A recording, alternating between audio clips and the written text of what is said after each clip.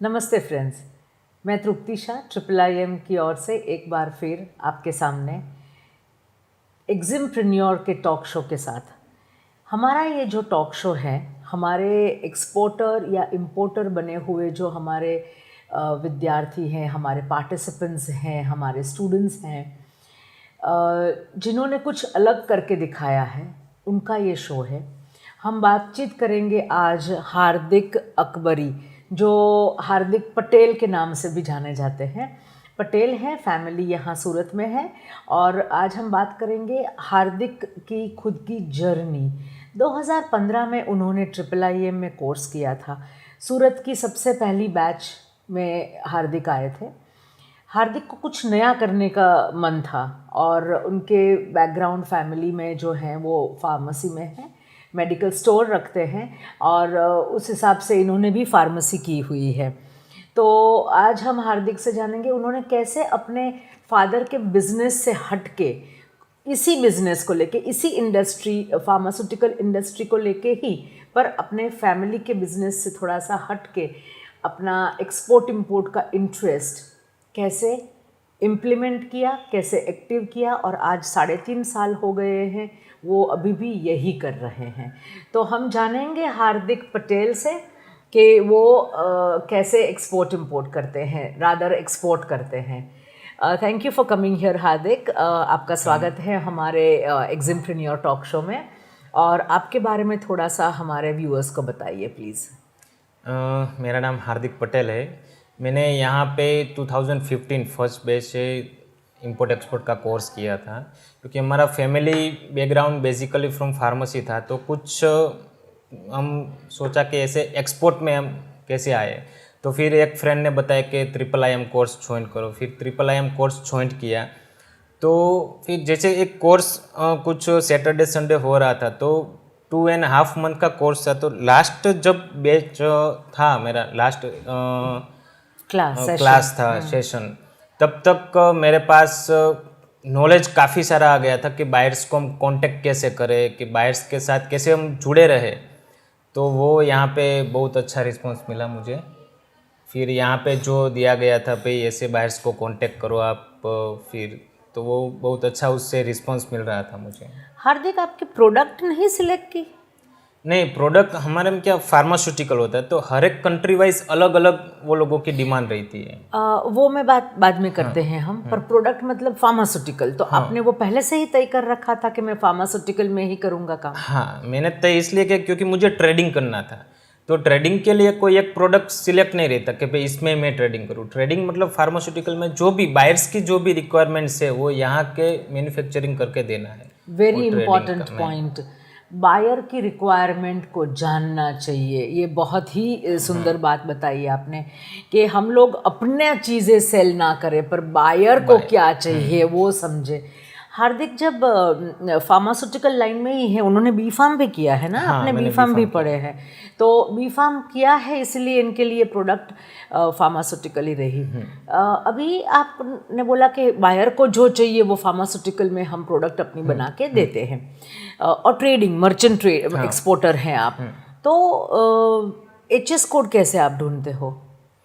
HS code जो यहाँ पे बताया गया था, जो काफ़ी सारी वेबसाइट्स जो बताई गई थी, तो उससे आसानी से मिल जाता है। अच्छा, तो जो भी प्रोडक्ट है उसका HS कोड आप हर बार ढूंढते हो? क्योंकि आज आपने ये केमिकल कॉम्पोजिशन किया, कल दूसरा कोई बायर को दूसरी कोई रिक्वायरमेंट आई, तो उसका फार्मा जो मेडिसिन है वो अलग हो गई, तो उसका आपने वापस से चेक करके कंफर्म किया। जनरली क्या होता है कि इसमें बायर्स ही जो मेल करते हैं, उसके अंदर ही सब कुछ मेंशन किया रहता है। उसका HS कोड, उसका इंपोर्ट का HS कोड है, वो सब कुछ मेंशन किया रहता है। Okay, very good, very good. तो ये हमें एक नई जानने की चीज़ मिली कि वहाँ से ही बायर को जो चाहिए वो chemical names and HS code से डिटेल में ही हमें ईमेल में भेजते हैं उनकी रिक्वायरमेंट। अभी आपने कंट्री कैसे डिसाइड किया, मार्केट कैसे सिलेक्ट किया आपने? ओके, तो मार्केट में सबसे पहले जो भी फार्मास्यूटिकल्स में आते, वो एक ही सोचते कि अफ्रीका में हमको एक्सपोर्ट करना है। अफ्रीका वहाँ पे बहुत बीमारियाँ होती है। बहुत बीमारियाँ, और वहाँ पे कंजप्शन ज़्यादा है, कंजम्पशन बल्क में होता है। ऑलराइट। तो ऐसे तो मैंने सबसे पहले मोजाम्बिक सिलेक्ट किया। मोजाम्बिक इसलिए पहले तो मैंने सिलेक्ट किया कि वहाँ पे इंडियंस इंपोर्टर बहुत कम है। आप नाइजीरिया सिलेक्ट करेंगे तो वहाँ पे इंडियंस इंपोर्टर्स है सब, तो मोजाम्बिक में लोकल सबसे ज़्यादा है। तो उसको इंडिया की मेडिसिन क्या है क्या नहीं तो वो नॉलेज नहीं था, तो इसलिए मैंने मोजाम्बिक सिलेक्ट किया जो मुझे इजी पड़े मोजाम्बिक में कन्वर्ट। इंडिया से फार्मास्यूटिकल कौन से कंट्री में सबसे ज़्यादा जाता है? सबसे ज़्यादा को अफ्रीकन में जाता है, अफ्रीकन में नाइजीरिया है, फिर कोनाकरी है, उसमें जाता है। तो पर आपने उससे हट के जो मेन कंट्री है जहाँ पे बहुत ही मेडिसिन जाती हैं उससे आपने चूज़ किया जो कम जगह पे जाता है। आपका जो माल है, आपका जो मेडिसिन है, फार्मास्यूटिकल पाउडर्स या टैबलेट्स वगैरह है, वो जहाँ पे कम जाती है पर ज़रूरत ज़्यादा है, वहाँ आपने कांटेक्ट किया। क्यों? क्योंकि देखो नाइजीरिया है, कोनाकरी, वहाँ पे बहुत सारा इंडिया से हर रोज़ काफ़ी सारे कंटेनर्स जाते हैं, तो वहाँ पे बॉन्डिंग हो गया कि पुराने सप्लायर से ही माल ले। क्योंकि मैं तब नया था तो मुझे क्या है कि ओपन मतलब मार्केट जो न्यू सर्च करना था, जो उसमें मुझे कुछ ऑर्डर्स मिले वो नाइजीरिया में, उसमें काम नहीं, क्योंकि पुराने कस्टमर्स उसमें ऑलरेडी बॉन्डिंग था बहुत सारा। तो मुझे एक नया मार्केट ही कोई भी, मैं अपने दर्शकों को ये कहना चाहूँगी कि कोई भी चीज़ भेड़ चाल की तरह मत जाओ, थोड़ा सा सोचो कि यहाँ पे सारा ऑलरेडी एस्टैब्लिश्ड है, तो मैं कोई ऐसा कंट्री चूज़ करूँ, मैं कोई ऐसी जगह चूज़ करूँ कि जहाँ पे कंजम्पशन तो ज़्यादा ही है अगर मार्केट रिसर्च किया तो, और वहाँ पे मैं इंडियंस ना हो बल्कि वही के लोग हो और मुझसे माल ले, बार बार मुझसे माल ले, मैं एक नई जगह एस्टैब्लिश करूँ। This is a very good point Hardik, आपने हमारे दर्शकों को बहुत ही अच्छा एक पॉइंट दिया है। क्योंकि लोग सोचते हैं कि नहीं हम यहाँ पे ही करें, हम वहाँ पर ही करें, पहले से सोच लेते हैं, थोड़ा सा मार्केट रिसर्च करें तो अच्छी बात रहती है। Very good, very good. अभी आपने जब मोजाम्बिक में काम चालू किया तो बायर कैसे ढूंढे? ओके, यहाँ पे ट्रिपल आई में सिखाया गया था कि आप इंडियन एम्बेसी को मेल करो, कि भाई जो यहाँ पे एक लिस्ट भी दिया गया था कि मोजाम्बिक, चाइना, यूएसए, ये सब इंडियन एम्बेसीज के कॉरपोरेटिव मेल आईडी थे उसमें। तो मैंने मेल आईडी में मेल किया कि भाई मुझे, मैं इंडिया से इंपोर्ट कर रहा हूँ, सॉरी एक्सपोर्ट कर रहा हूँ ये सब मेडिसिन वगैरह, तो मुझे आप ऐसा लिस्ट दो इंपोर्टर के लिस्ट जो इंडिया से कभी उन्होंने इंपोर्ट ना किया हो और बेसिकली लोकल हो। तो वहाँ से मुझे इजीली 2 डेज़ में तो लिस्ट मिल गया था। फिर उसका एक थैंक यू मेल भी आया था कि मैंने ऐसे इंडियन एम्बेसी को पूछा कि भाई मुझे लिस्ट चाहिए, तो फिर इंडियन एम्बेसी ने मुझे ऐसे लिस्ट दिया। फिर उसमें से मैंने एक एक करके बायर को कांटेक्ट किया, तो एक बायर के साथ मेरा हुआ कांटेक्ट और डील भी उससे हो गया। कैसे कांटेक्ट किया? फ़ोन से, ईमेल से? ओके, बायर को पहले ईमेल से मैंने कांटेक्ट किया, भाई ये है मेरा, मैं फार्मास्यूटिकल में हूँ, मैं एक्सपोर्टर, आपको जो भी चीज़ है, आपकी जो रिक्वायरमेंट है वो मुझे भेजिए, तो मैं उसको स्टडी करके आपको बताता हूँ कि यहाँ पे बन सकता है, क्या है उसका प्राइस। तो फिर बायर ने किया, बायर को इंटरेस्ट लगा, फिर बायर ने वहाँ से हमको कंपनी लेटर दिया, फिर हम वहाँ पे विज़िट किया, बायर्स के वहाँ विज़िट इसलिए किया क्योंकि बायर को एडवांस देना था। आज बायर ने मुझे देखा नहीं था तो वो मुझे कैसे एडवांस दे, तो उसके जो मन में जो डर था उसके लिए मैंने वहाँ पे विज़िट किया, फिर उसके ऑफिस वगैरह सब कुछ, फिर हमको डील हुआ वहाँ से। तो एडवांस आपको हाथों हाथ दे दिया उसने? नहीं, बैंक से दिया। तो बायर के कांटेक्ट करने के लिए हमें एम्बेसी का कांटेक्ट करना है। एम्बेसी बहुत ही मदद रूप होती है। हमारे कई दर्शकों को लगता है कि एम्बेसी में हम ईमेल करेंगे तो एम्बेसी थोड़ी ना जवाब देगी, कई लोगों को ये मन में रहता है। तो आपको एम्बेसी ने पूरा हेल्प किया सब डिटेल में? हाँ, ऐसा नहीं कि मेरे पास वेरिफिकेशन भी किया? हाँ, मेरे पास सिर्फ मोजाम्बिक के ही बायर थे। मैंने सब कुछ के जो भी मतलब नाइजीरिया, कोनाकरी, सब एम्बेसी को मैंने मेल किया था। पर जो लिस्ट आ रहे थे उसमें आप नाम देखिए तो थोड़ा बहुत इंडियन नाम्स थे, कंपनी के नाम्स, और जो ओनर के नाम सब इंडियंस थे। तब मुझे पता चला कि यहाँ पे सब इंडियंस है। जब मोजाम्बिक का मेरे सामने लिस्ट आया तब उसमें इंडियंस नाम नहीं थे। मुझे बाद में पता चला कि यहाँ पे इंडियंस से बहुत कम जाती है मेडिसिन, तो यहाँ पे चांसेस है मेल करने का। जो सबसे पहले मेल करते हैं हम एम्बेसी को, तो वो विदिन 5 और 6 आवर्स में वो हमको मेल करते हैं कि भाई हम आपको ये लिस्ट 2 डेज और 3 डेज और 1 तारीख को हम देंगे। हाँ, तो इतने पर्टिकुलर रहते हैं एम्बेसी बिजनेस करने के लिए। Very good, this is a very good point आपने बताया। फिर आप मोजाम्बिक गए, मोजाम्बिक जाके एक ही बायर से मिले या 3-4 बायर से मिले? मुझे लिस्ट में कुछ 20 to 25 बायर्स के लिस्ट थे उसमें। तो सबसे पहले मैंने यहाँ पे सबके साथ अपॉइंटमेंट फिक्स कर लिया। फिर एक वीक मैंने चूज़ किया भाई ये वीक में मंडे टू संडे तक मुझे विजिट करना है। फिर मैंने एम्बेसी को एक मेल कर दिया भाई मैं मंडे को इतने लोगों को मिलने वाला हूँ, ट्यूसडे को ये मैं एरिया में हूँ, थर्सडे को ये एरिया में हूँ, ऐसे वाइज मैंने एम्बेसी को मेल किया। वो एम्बेसी को बहुत अच्छा लगा कि भाई हमको इन्फॉर्म तो किया कि वो लोग आ रहे हैं और यहाँ पे वो लोग मिल रहे हैं सबको। Very good.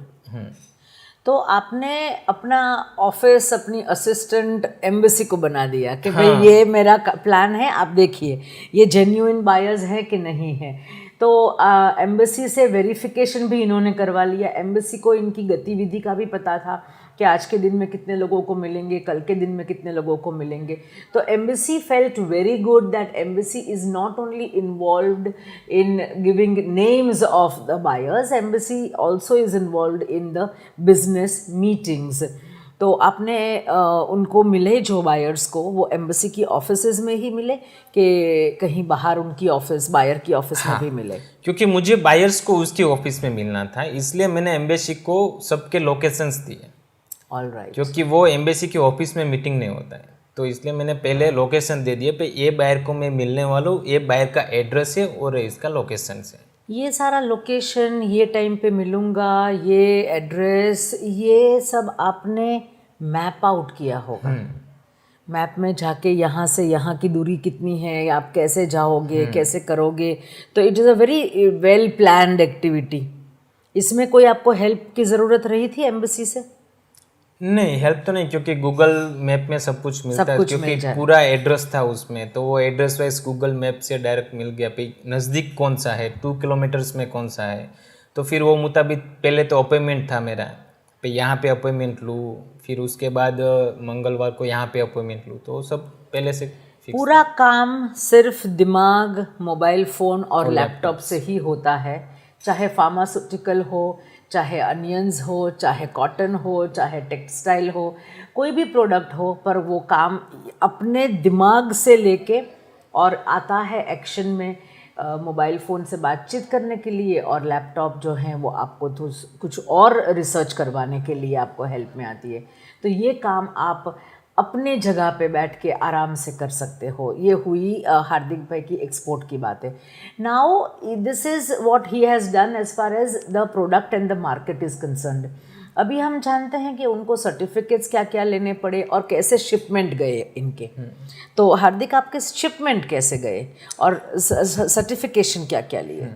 सर्टिफिकेशन में जो फार्मास्यूटिकल्स के होते हैं, ड्रग लाइसेंस, फिर अभी जीएसटी ड्रग लाइसेंस, अभी जीएसटी आया है, फिर आईसी सर्टिफिकेट। आईसी तो सबसे पहले लगेगा। आईसी सर्टिफिकेट, फिर जो भी नज़दीक के जो भी चैम्बर्स ऑफ कॉमर्स है, वॉट एवर जो भी सिटीज़ के है, तो उसके एक मेंबरशिप लगेंगे, क्योंकि उसको सीओओ आप देना पड़ेगा, सर्टिफिकेट ऑफ ओरिजिन। उसके लिए चैम्बर्स ऑफ कॉमर्स में सब लगता है डॉक्यूमेंट। बाकी जब प्रोडक्ट आपका बनता है तब टेस्ट रिपोर्ट लगता है, वो तो आप जो भी मैन्युफैक्चर से बनाते हो वहाँ पे। आपने बोला कि आपको ड्रग सर्टिफिकेट लगा, तो वो ड्रग सर्टिफिकेट क्या होता है? वो ड्रग लाइसेंस रहता है जो यहाँ पे जितने भी ट्रेडिंग्स कर रहे हैं, जो नॉर्मली सूरत में इवन इंटरनली मर्चेंट एक्सपोर्टर जो भी है उनको। नहीं, मर्चेंट नहीं, यहाँ पे क्या है कि मतलब लोकली सूरत में भी आपको ट्रेड करना है तो वो लाइसेंस करना है। हाँ, वो लाइसेंस करना 20B 21B, तो वो सेम लाइसेंस भी आप उसमें ही एक्सपोर्ट कर सकते हो, क्योंकि वो ट्रेडिंग के लिए आपके पास एक लाइसेंस होना चाहिए फार्मास्यूटिकल्स में बिजनेस करने का। चाहे डोमेस्टिकली करो चाहे इंटरनेशनली करो, पर ये लाइसेंस मिलता कहाँ से है? वो लाइसेंस जो ड्रग ऑफिस व्हाटएवर जो भी सिटी से फूड एंड ड्रग्स ऑफिस में से मिल जाता है।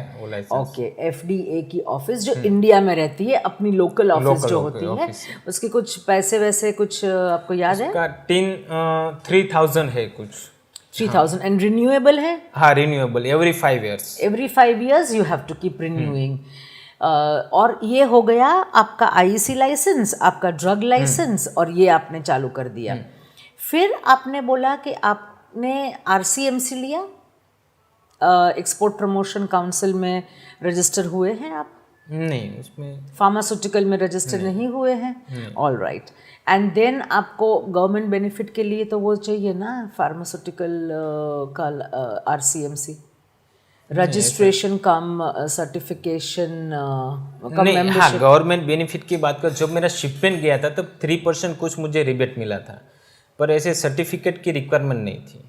फार्मेक्सिल है, फार्मेक्सिल में सब लोग मेंबर्स होते, पर वो क्या है कि जहाँ पे आपका फेयर है, सपोज फार्मा एक्सपो है, तो उसमें अगर आपको स्टॉल रखना है, दुबई में एक्सपो है, तो उसमें वो लोग हेल्प करते, पर मुझे वो स्टॉल वगैरह कुछ था नहीं, मेरा डायरेक्ट एम्बेसी थ्रू कॉन्टेक्ट था, तो ये सब रिक्वायरमेंट नहीं नहीं लगा। रिक्वायरमेंट थी, ओके, वेरी गुड। और फिर आपने टेस्ट्स करवाए, हम्म, जो भी आपका मैन्युफैक्चरर था या सप्लायर था, उन्होंने टेस्ट की, वहाँ पे जो आपका माल बना वो टेस्ट हुआ।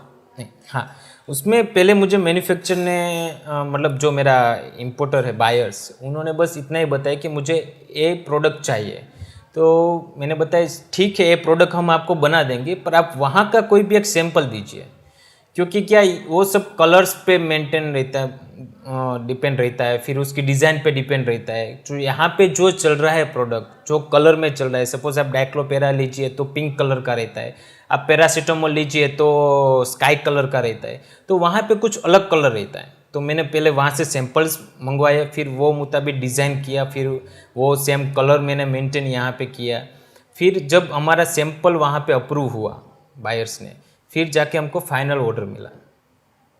तो वो कितने का था वो order?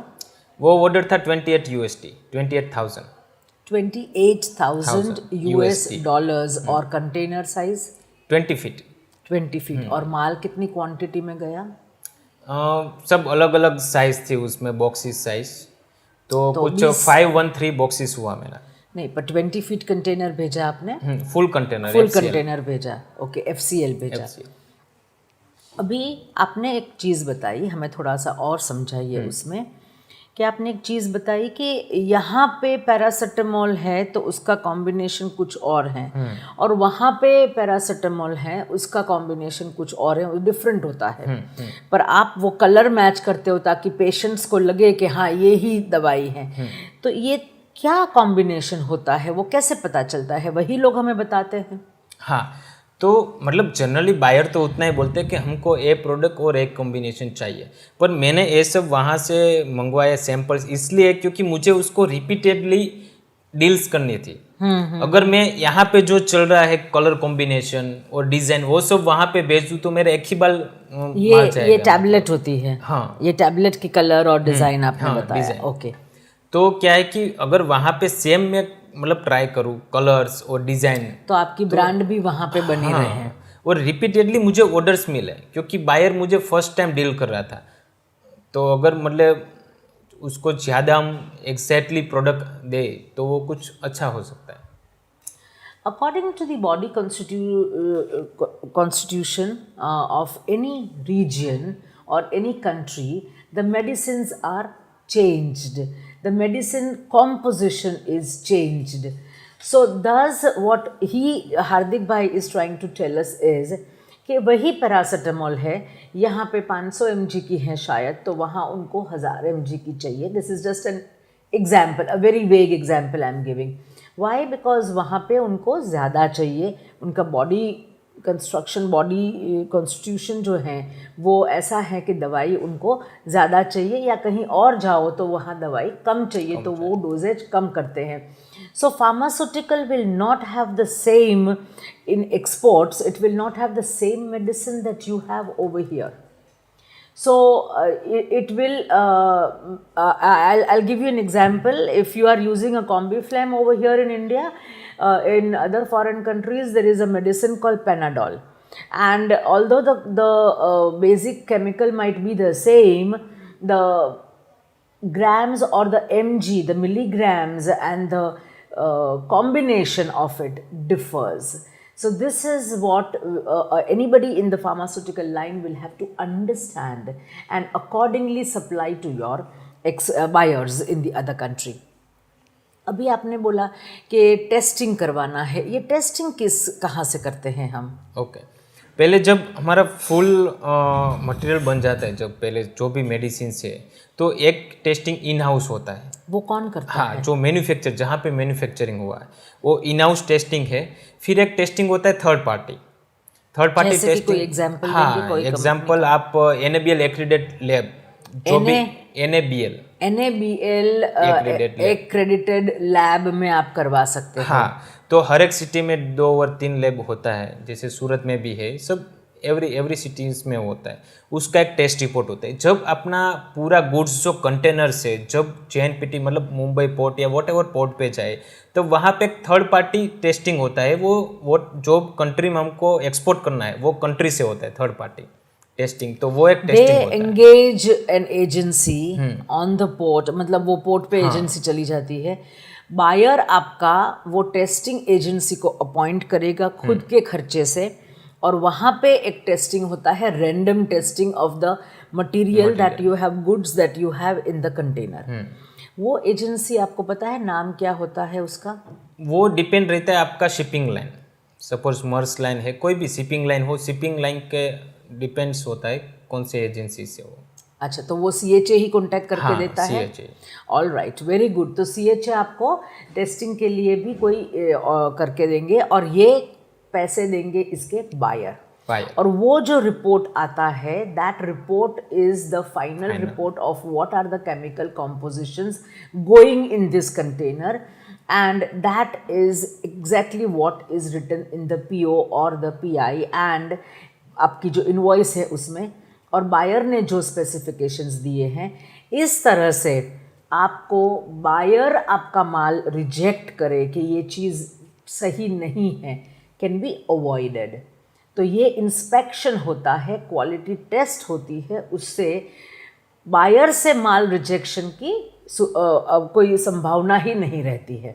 So this is a very good. तो आप हर एक कंटेनर का टेस्ट करवाते हो? हर एक कंटेनर का 3 टाइप की, एक तो इन हाउस अपने आप ही हो जाती है, फिर एक आप दूसरी लैब से, जो लोकल लैब्स हैं वहाँ से करवाते हो। So it is neutral. 3 अलग अलग लैब में, एक है मैन्युफैक्चरर, एक है लोकल और एक है इंटरनेशनल। सो 3 अलग अलग लैब से टेस्टिंग होके ये माल क्वालिटी का प्रमाण पत्र इसको मिलता है, एंड देन इट गोज़। अभी आपने माल गया तो फिर आपका पाउडर फॉर्म में भी कुछ माल होगा और टैबलेट फॉर्म में भी कुछ माल होता है, सिरप्स, ऑइंटमेंट्स, ये सब रहता है। तो what other certificate do you have to give to the shipping line? No, सबके लिए सेम ही है टेस्ट रिपोर्ट। नहीं, आपको जाने देते हैं सिरप, आपकी पाउडर फॉर्म, MSDS नहीं चाहिए? हाँ, MSDS, हाँ, सबका। MSDS मीन्स दैट मटीरियल जो भी जा रहा है, सिरप है, पाउडर है, दवाइयाँ हैं, this is all non hazards material sheet. This is for the material sheet, material safety data sheet, yes. So this is very very clear. You have to give it on your letterhead only, and you have to mention that this is non-hazardous. I declare that none of the material is of a hazardous nature, कि ship में जाए या कहीं air cargo में जाए तो उसको problem हो, ऐसी कोई चीज़ नहीं है। ये हमें MSDS हर एक कार्गो के साथ भेजनी रहती है। Am I right? Yes. Okay. आप 4-4.5 साल से 3.5-4 साल से आप ये बिज़नेस कर रहे हैं एक्सपोर्ट का। कौन से कंट्रीज़ में आपने ये बिज़नेस फैलाया है? ज़्यादातर मेरा गाम्बिया में है, द गाम्बिया, जो सेनेगल के बाजू में है। हाँ, फिर मोजाम्बिक में है। ओके, रिपीटेडली कस्टमर से, तो नया कुछ मतलब सर्च करने की जरूरत नहीं पड़ी। Okay, the Gambia is on the northern part, no, the southern part, eastern part, but north में। या नॉर्थ, जाम्बिया साउथ में है, गाम्बिया ऊपर है। So it is on the northern western part of Africa, बल्कि मोजाम्बिक जो है वो सर्दर्न अफ्रीका में है। तो इन अफ्रीकन कंट्रीज़ में, और इन्होंने पहले ही हमें बोला है कि ऐसी कंट्री जहाँ पे कम जाता है माल, ऐसी कंट्री जहाँ पे कम इंडियंस हैं और नहीं भी हैं, और वहाँ पे इन्होंने ये अब आप देखते हो कितने लोग बीमार होते हैं वहाँ पे, ये कोई स्टैटिस्टिक्स निकालते हो? नहीं, all right. So we do not get into the statistics of how many people fall ill and why do they fall ill. Buyer ने जो दवाई मंगवाई वो हम भेजते हैं. What are the government benefits that you get, Hardik? Government benefits क्या मिलता है आपको इसमें? गवर्नमेंट बेनिफिट्स तो बहुत है, पर अभी मैंने कुछ मतलब रजिस्ट्रेशन नहीं किया, कुछ लिया नहीं गवर्नमेंट. बाकी बेनिफिट्स तो है उसमें. क्यों नहीं लेते हो आप गवर्नमेंट बेनिफिट्स? कि ज़रूरत नहीं पड़े अभी इतना. नहीं तो आपको क्या देती है गवर्नमेंट? इतना तो पता होगा ना, क्या क्या मिलता है जो आपने लेने से इनकार किया है अभी? हाँ, उसमें तो कुछ वो प्रमोशनल रहता है. जैसे मैंने बोला कि फर्स्ट कंटेनर मेरा जब गया था तब 3% हमको कैश दे दिया था. हाँ, ड्यूटी ड्रॉबैक. तो वो सब वैसे ही होता है, तो मिलता है. पर एक बात वो है कि मोजाम्बिक में जब इंडियन एम्बेसी को आप मेल करते हो तो वो आपको एक फ़ायदा मिलता है कि जब वहाँ की गवर्नमेंट्स का कुछ टेंडर आए तो वो आपको मेल करते हैं. Oh very good. वो एक मेन वहाँ का बेनिफिट है. आप इंडियन एम्बेसी को आप चाहे मेल करके रखो, जब उसका गवर्नमेंट्स का कुछ टेंडरिंग आएगा तो वो आपको गवर्नमेंट्स का टेंडरिंग आएगा, वो डायरेक्ट इंडियन एम्बेसी को कंफर्म करेंगे कि भाई ये टेंडर है. तो वो डायरेक्ट आप उसके पास आपका लिस्ट होगा. हाँ, तो आपको भी भेजेंगे. दिस इज अ तो वेरी वो एक main benefit. So the African countries have this system. कम से कम द गाम्बिया एंड मोजाम्बिक में तो ये सिस्टम है कि इंडियन एम्बेसी आपको कुछ भी वहाँ पे बिक रहा है या गवर्नमेंट का टेंडर है तो आपको लूप में हाँ इन्फॉर्मेशन देते हैं, और या आप करना चाहे नहीं करना चाहे, and they do support you for your business. तो ये एक चीज़ है. कितने कंटेनर्स आपके जाते हैं साल में? साल में तो आप अगर इसको रेगुलरली करें तो हर महीने एक जा सकता है, पर मैं बहुत कम करता हूँ एक्सपोर्ट. तो साल में एक कंटेनर जाता है. साल में एक ही कंटेनर? एक ही कंटेनर. क्यों ऐसा? हाँ, क्योंकि क्या होता है, जब फर्स्ट कंटेनर मेरा गया था तो उसमें 73 प्रोडक्ट्स थी.